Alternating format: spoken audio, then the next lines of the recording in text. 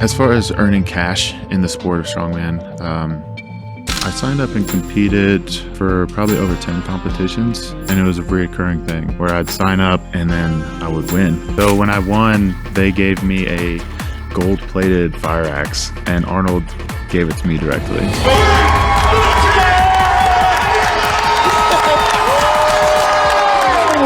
The world's strongest firefighter!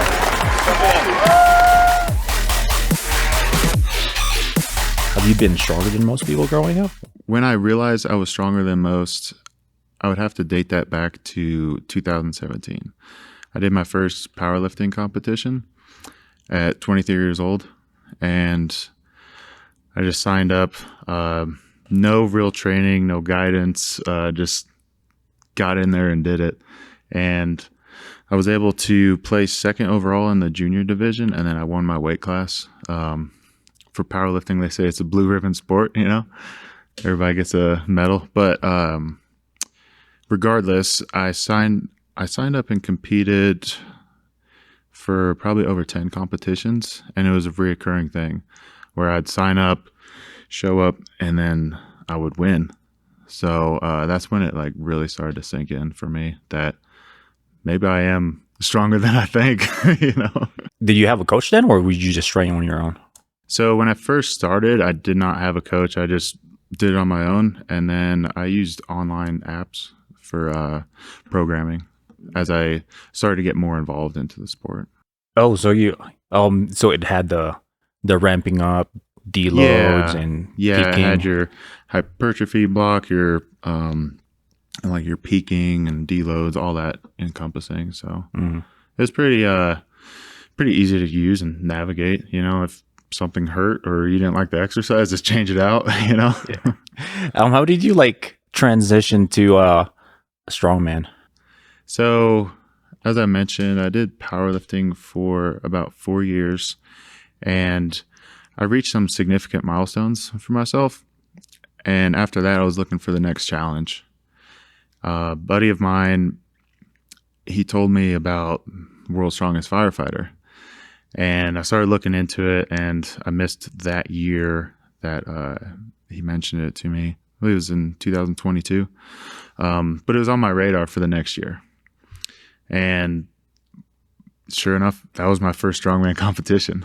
I competed in World's Strongest Firefighter, open class, about the same body weight I am now. You know, smallest guy in the group. 230? Yeah. But I had fun, and it gave me that next challenge. And it was just, you know, I always saw it on TV or wanted to try it for myself. And there, I guess, had a gym that had the equipment because it's pretty like specialized, you know. And yeah, I took it and ran with it. You know, it's been great. Yeah.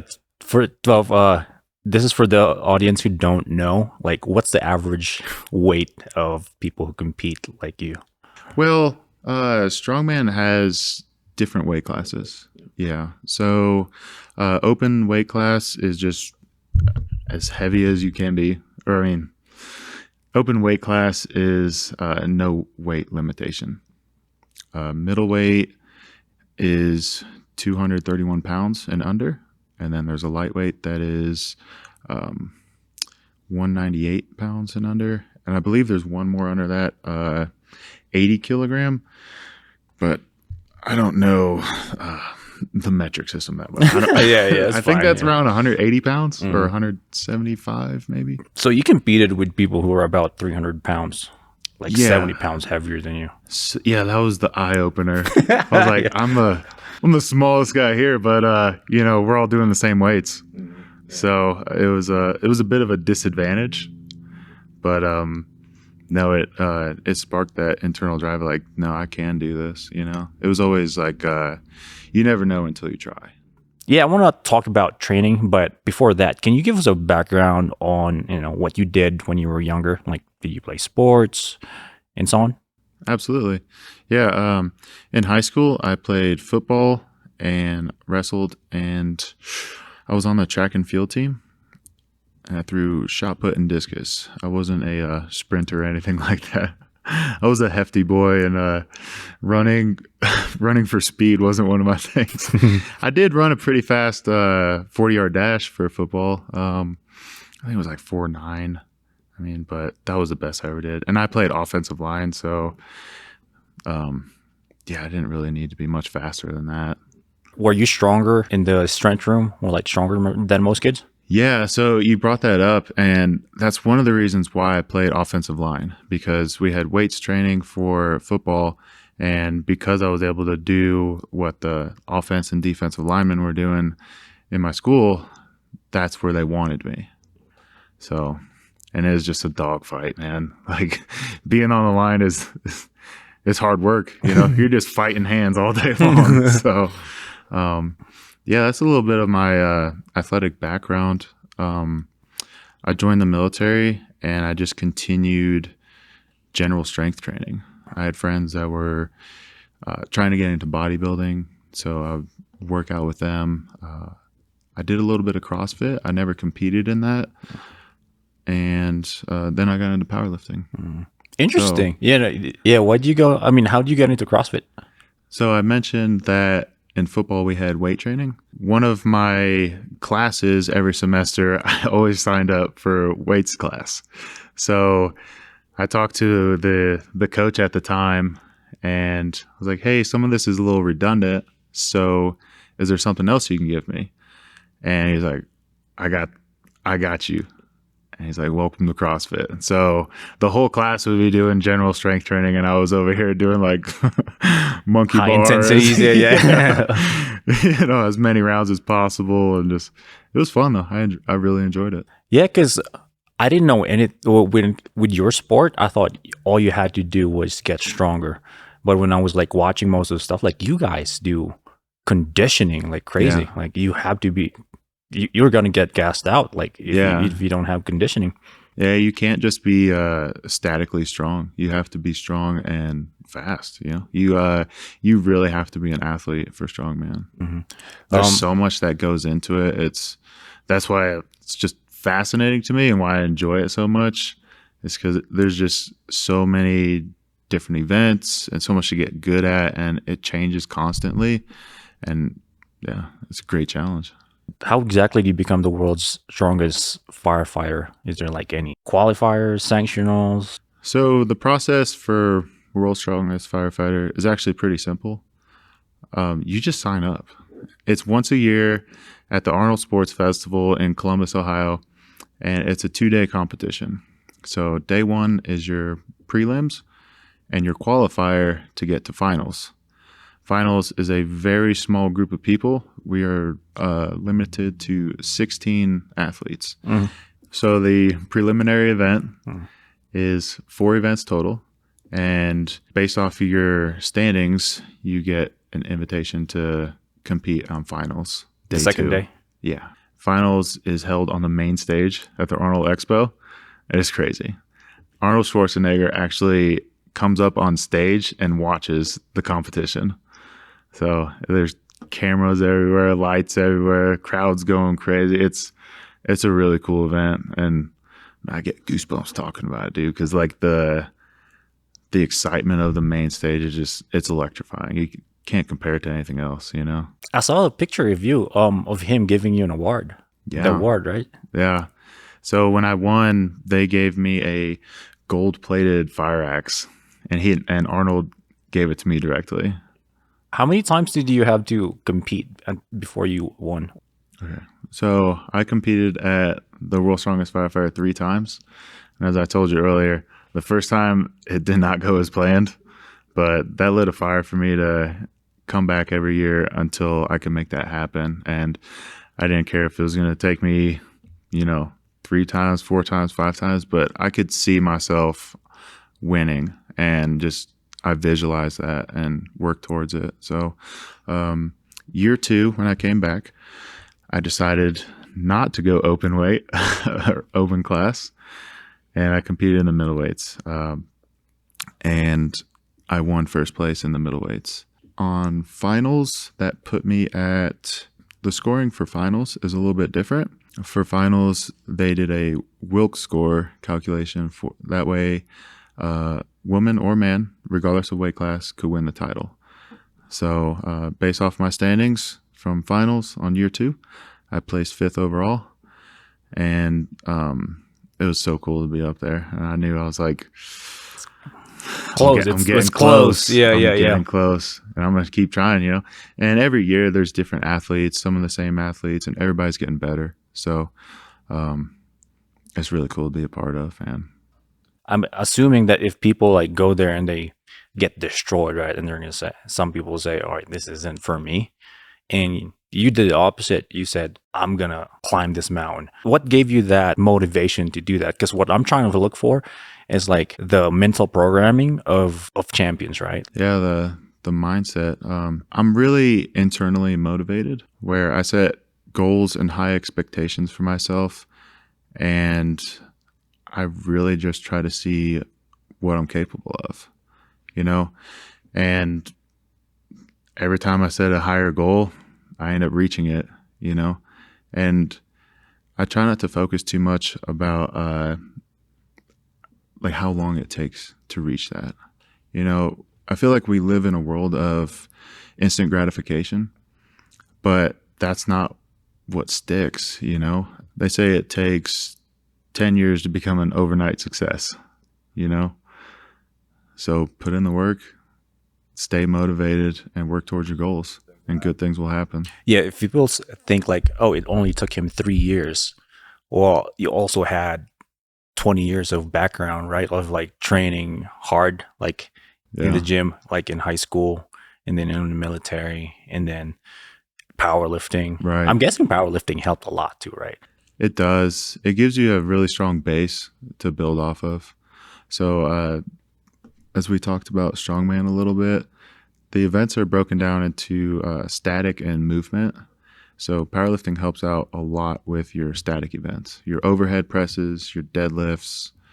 I want to even say your Atlas stone lifts as well.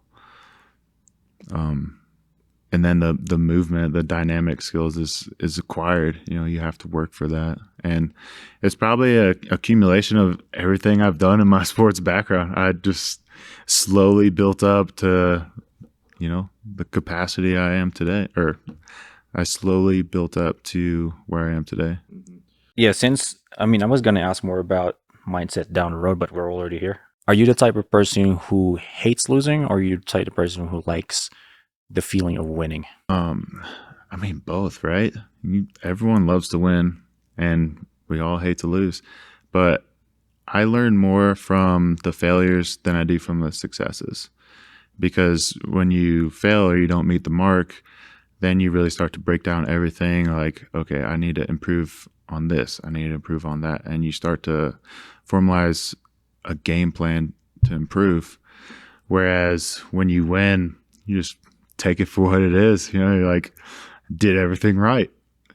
I did everything I needed to be at this point. And it's harder to critique yourself when you won, like what else could you do? What do you do when you don't feel motivated? I physically drive to a gym. I don't have a home gym. So when I step in there, it's the environment that motivates me. Like I'm here, I'm going to put in the work, I'm going to put in the time, and I'm going to get better. We all have those days you wake up and your body's hurting and you're tired, like life hits you, and sometimes those days are overwhelming, and just doing something is better than nothing.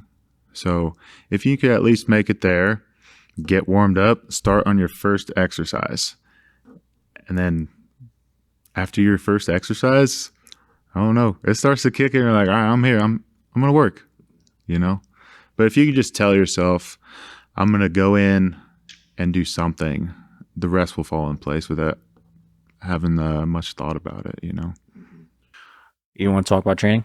Sure. Let's do it. Yeah. All right. So how many times a week do you train? How long is the session? Do you deload? So I train 4 days a week. And what that looks like is currently I'm having 2 upper body days, upper body focused, and 2 lower body focused days. And the training sessions last about, man, it could be anywhere from 2 to 3 hours. Oh, Yeah. sheesh, that's long. Yeah. There's a lot to get through, you know? In one sitting, you're doing that in a session. Yeah, there's a lot of target areas to focus on when you're training.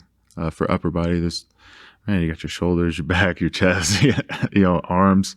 So it takes time to get through all that. And then I'm also lifting heavy weight, and you need time to rest, So Is it kind of like powerlifting where you have like a bulking phase, and then you have your strength phase and so on? So in powerlifting, they don't compete as often. Some might, but I think most typical for powerlifting is anywhere from 2 to 3 competitions a year, and that allows for a proper 12-week training cycle or 16-week training cycle. For strongman, competitions are much more frequent, so there's not a whole lot of like bulking, cutting phases. For myself personally, since I'm a 231-pound weight class athlete, I stay about maintenance year long. Now there'll be some times, especially around the holidays, where I'm prone to eat more. So you could call that a bulking phase, How about conditioning? What do you guys do for conditioning? So for conditioning, I don't do a whole lot of like running, cycling, sprints and stuff like that.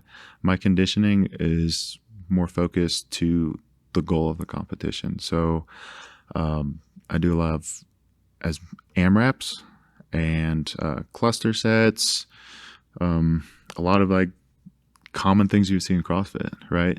So that's my conditioning. I'm working on developing work capacity with the events I'm training for. Yeah, to those who don't know about AMRAPs, what's an AMRAP? It's as many rounds as possible. Yeah, it's like have like a certain time, let's say 10 minutes, and you do as many rounds, so as many reps as possible of an exercise, right? Right. That's what I didn't know that you guys did that. Like, that's pretty cool. Yeah. So, conditioning is, so in comparison, we may not do an AMRAP for 10 minutes. Our events usually last anywhere from 60 to 90 seconds. So you're trying to be as fast and explosive and powerful in those 60 to 90 seconds as you can. So, yeah, because I said this offline that I didn't know anything about your sport, but when I watched some of the videos, I'm like, well, you can't just be strong. You have to have good conditioning. Yeah. Because there were some guys, big dudes, who were getting gassed out just doing a relay.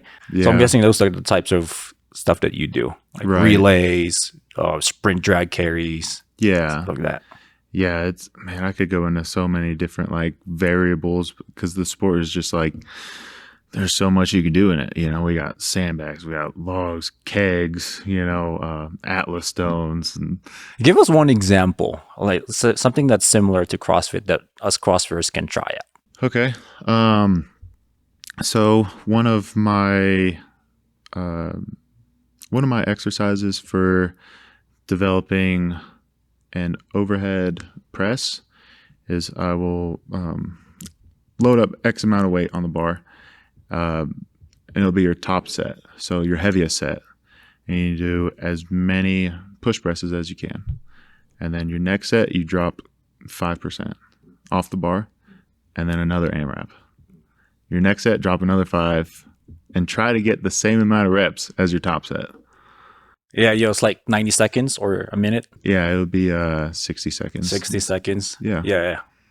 That sounds pretty fun, though. Yeah, I mean, it sounds easy on paper. You'll be feeling it, though. Yeah, for sure. You do that for legs or squats? So squats is kind of an accessory because there's few competitions that have a max squat or a squat for reps in them. They're few and far in between. They're trying to bring it back into the sport, which I'd love to see. But I do it a lot with deadlifts. So, because a lot of strongman competitions, you have deadlifts, it could be 600 pounds as many times as you can, and you have that 60-second time cap. And how do you develop a deadlift to how do you develop a deadlift that you can do 10 reps or more? Like, how do you win that event? How many can you do in 60 seconds? 600. 6. Oh man, I don't know. Yeah. I would shoot for 10. Shoot for 10. Yeah. Yeah. Most of us normal people can't even lift 600 pounds. I mean, I would shoot for 10, and come game day, see what I could pull out. What's your 1 rep max? It's funny you asked that. I haven't done a 1 rep max in a long time for deadlift. I did 705 pretty easily. I would like to say my deadlift comfortably is between 725 and maybe 740 if I were to peak for it. Yeah. At 231 pounds? Yeah. Yeah. That's pretty good. And is conventional only. You can use straps, so that helps. Yeah, you can't do sumo. No. And that's the funny thing about sumo. Like, there's 100-pound difference, 150-pound difference between my sumo and conventional. Oh, better? My conventional is better than my sumo. Oh, yeah. There's 100-pound difference. So, I don't know. It gets so much slack. Some people are really good at it, and it's all leveraging, Yeah. If you have long arms, that really helps out a lot. Yeah, if you're at 725, I mean, Mark's like, he was deadlifting the other day. Oh, I saw some videos of him like deadlifting 800 pounds. Yeah, he's a monster. Dude, he's strong. He's really strong. I know. If I could get his deadlift in my weight class, I would be unstoppable. I imagine there's really no point in hitting 1 rep maxes because it'll destroy the rest of your sessions, right? Yeah, it's really targeted off of your training program. Are you in a peaking phase? Is that necessary? But doing it just for fun is you just don't do it, because like you said, it causes so much fatigue or risk of injury that it's just not really worth it. Yeah, you save your all outs, your 100%, your RPE 10, if you will, for competition. Right. Yeah. Because like us CrossFitters, I mean, when I was younger, I mean, there were times where like I was like hitting one rep maxes. So I was like, and then for the rest of the week, I just like super fatigued. Like everything felt heavier and I'm slower. Yeah. I was like, why did I do that? We all like to, It was back in high school. You just, every time you went into the gym, you just try to see how much you could bench, Yeah. You're like, I think I could do 3 plates. You throw it on. You're like, not today. Not today. You come back 2 days later. I'm going to try it again. Yeah. Like, it's not how it works. Yeah. Well, yeah, you can recover when you're 19 though. Yeah. Not when you're 35. So I saw posts by your coach, like if you're doing like off season stuff. Yeah. How does your off season look like compared to on season training? So off seasons, I haven't taken one since I started the sport, and I've been in about 2.5 years into the sport. So that was the first real off season I've had, and it's kind of boring, honestly. But it's necessary. In what way? It was boring but necessary. I had some self-identified weak areas. Like I wanted to build up my grip, and I wanted to fix my deadlift form, and all those things take time.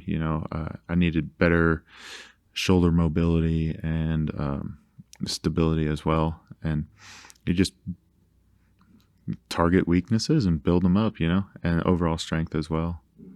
Yeah, that's similar to CrossFit too, because I remember when I started in 2017, we were just going hard all the time, 7 days, 10 sessions of Metcons, like going hard all the time. And now competitors, they got their off season, so they're doing the same thing you're doing, where they work on strength, or the smaller guys, they work on strength. The bigger guys, they try to lose weight and get their conditioning in. Yeah, it's as far as developing weak areas in the off season, some of them were self-identified, and others my coach identified. Things like my grip, where I haven't performed as well in, or Atlas stones. Breaking down those exercises into their fundamentals and building in those stages. So you could break down, take for instance a deadlift into a few different stages. Like, is it off the floor? Is it above the knees? Is it lockout? You could also apply that into most strongman events.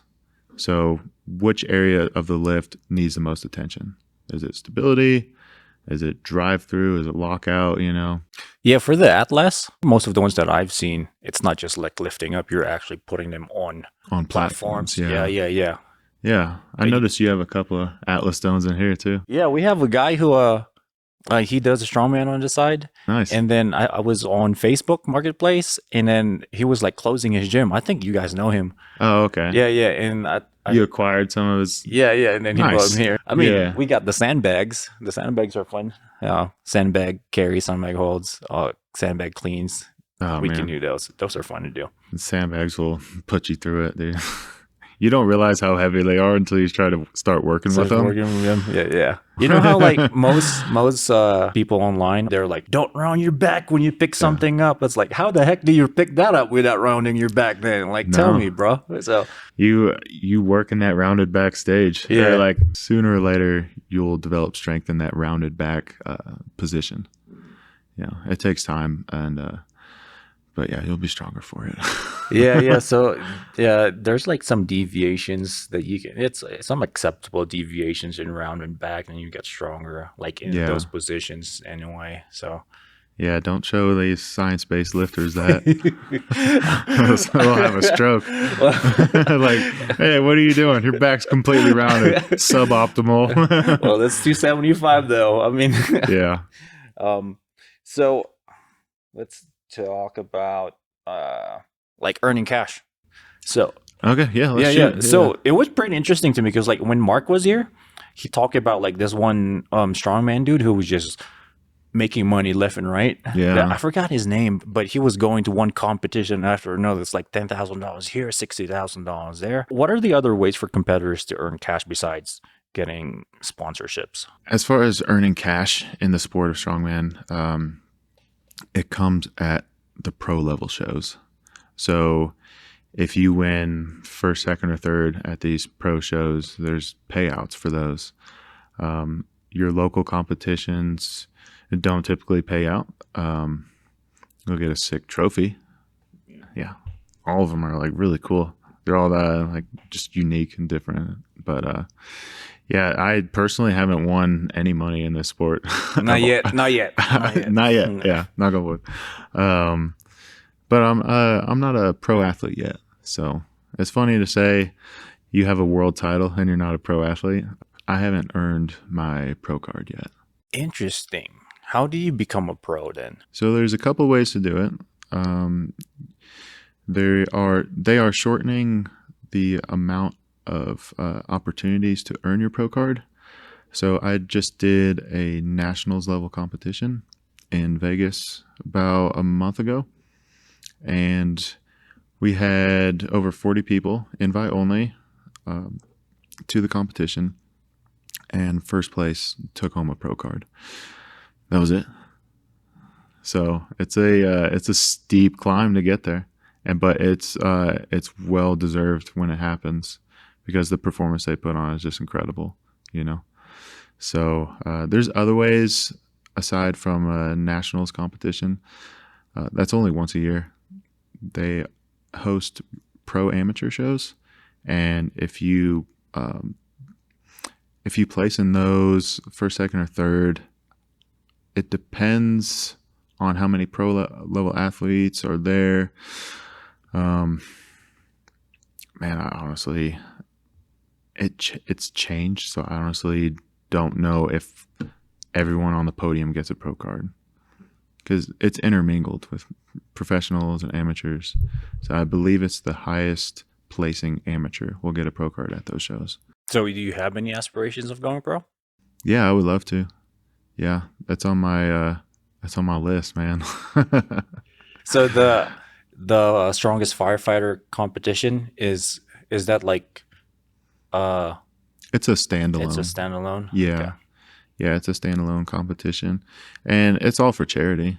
There's no cash winnings for that. The proceeds that are I guess earned from that show, they go to firefighter charities. They help out families of the fallen or injured firefighters, whatever that charity, I guess, sees fit to benefit the firefighter community and their families. How often do you have to compete here on out if you want to get your pro card? There's no set requirement or, I guess, expectation about how many times you need to compete. All it takes is one show, honestly. If you compete well enough and you win at a show that gives out those titles, then you yourself can become a pro. I mean, it sounds that easy, but it is very difficult, man. There's guys that have been in this sport, a long time, I'm talking 5-10 years, who aren't pros yet. And then the ones that are pros, it really depends on the individual. How strong are they? Yeah, I'm guessing there's only so many competitions that you can go to throughout the year. Yeah. Plus, I'm guessing you got to travel. Exactly. Yeah, so a lot of these pro-ams, they're held across the country, so you got to travel for them. Yeah, it's like thousands of dollars. The hotel, I'm guessing like it's a few $100s as well to register for the competition. Yeah. It's not like typically. powerlifting where it's like $150 or something like that. Yeah, and it depends on the show, like how prestigious it is. So some of these shows that you go to, your entry fee, they give back to the athletes in a way of like a gym bag or supplements, or your t-shirts or swag, like shaker bottles, like they and then during the show they food or things like that. So sometimes the entry fee can be a little steep, but yeah, some of these promoters really give back to their athletes in different ways. If you're invited, do they fly you over there for free? Have you heard situations like that? I've heard situations of that in larger shows like Strongman Champions League. If you're invited to that, then they will fly you out and pay for that. I believe Giants Live does that. Giants Live does that as well. But here again, I'm trying to talk about things that are outside of my my scope. Those are open level shows, and as a middleweight, I don't have the same opportunities. So I know less about them. Yeah, I heard though that Mark told me about like some of the middleweights or even the lighter classes that like you guys are just as strong as them, like pound for pound. It gets ridiculous, man. Yeah. Some of the things that these guys are doing is it's incredible. I mean, it's simply put, they just had America's Strongest Man over the weekend, and the middleweight class was there and the open weight class. The first event was a max overhead press off of blocks. Two guys in the middleweight class pushed 455 over their head. Yeah. So like you're talking about over 200 pounds in comparison to their body weight. And there's probably not as many open class guys that can do that. It depends on the person, but no, it's crazy what these guys are doing. So to get to that professional level, it means a lot, Someone who like trains like super hard, right? What are some tactics that you do, like the 1%, to improve your performance? Because in basketball, there's like some studies now where they're showing that they're sleeping 10 hours. They buy like the $2,000 bed so to keep them cool, Tempur-Pedic. Yes. There's like the swimmers where they shave. Cyclists, like they do that too to reduce air drag. So okay. Yeah, stuff like that. What are the stuff? Is there like any 1% that you do besides like the basics of food, nutrition, sleep? You've hit the nail on the head with all of those. Your nutrition has to be dialed in. Your sleep has to be good. You have to be consistent. You have to take care of your body, because the machine is only going to run as good as the mechanic that operates it. So take care of yourself. How much do you eat? So currently I eat about 3,700 calories a day. You eat more than Mark? It's funny you say that. nutrition is individual based. So based, activity level, lifestyle habits, things of that nature. I have a little bit more active job. He works IT, I believe. Cybersecurity. Yeah, cybersecurity, and his job doesn't require as much physical labor as mine. Yeah. How much protein do you get? So my protein is I think it's 95% of my body weight in grams. So 230, protein's at 215. 215. Yeah. Most of the fuel is from carbohydrates, as much work as you're doing, that's the main energy source. So keeping those high so you can put in the work. Yeah. What do you get? You get it from vegetables, fruits? So I eat a lot of fruits, rice, beans. I'm not a big vegetable person, dude. Yeah. It's funny, growing up, mom or dad are like, eat your vegetables before you can go to bed or have dessert, and now that I'm an adult, they're good for you, Frank. They're good for you. I feel like I get enough micronutrients from fruit that I just don't really enjoy eating vegetables unless it adds to the dish, Yeah. How about sleep? How much sleep do you get? Because you're a firefighter and your shifts are weird too. Yeah. And since I'm a firefighter, you have to be on call the whole time you're at work. And I work 48-hour shifts. So we could have a call at midnight, 1 o'clock, 2 a.m. It really depends. So your sleep gets interrupted all the time. But I actually was diagnosed with sleep apnea. Yeah, I had no idea. And most athletes have it. Well, really? Especially the big guys. It might be hereditary, or it could be a byproduct of the job, and it could be hereditary. But I've been getting great sleep now. I used to have this lingering drowsiness throughout the day, and it was going on for years, and I never quite knew what it was from. I always thought it was something more I had to do to, why am I so sleepy? My nutrition's good. I don't know what else could be, I have a great pattern for going to bed at the same time and waking up around the same time and not taking naps throughout the day. So there's a lot of self-diagnosis into it. And eventually I just looked for help and asked my doctor to get a sleep study. And now here I am sleeping with the CPAP. And CPAP machine. Yeah. I sleep great now. Right.